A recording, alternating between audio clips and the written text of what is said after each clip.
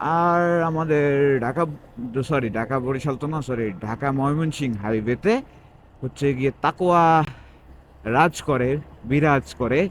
আর এই গাড়ির কোনো ফিটনেস নাই। দেখেন, কোনো ব্রেক লাইট নাই, কোনো ইন্ডিকেটর নাই। ও হচ্ছে গিয়ে আমি ওরে হর্ন দিলাম, পাস দিলাম, ও ইন্ডিকেটর দিয়ে আমাকে ইন্ডিকেট করতে পারলো না। ও যদি চায়ও তাও আমাকে ইন্ডিকেট করতে পারবে না, কারণ ওর পিছনে সেই সুযোগ সুবিধাই নেই, ওর পিছনে ইন্ডিকেটর লাইটও নাই। জাস্ট ব্রেক লাইট দুইটা আছে, তাও আসলে দূর থেকে দেখা যায় কিনা এত বড় গাড়ির জন্য আমি শিওর না। তবে ইন্ডিকেটর লাইট খুবই দরকার আসলে এইসব বড় গাড়ির ক্ষেত্রে।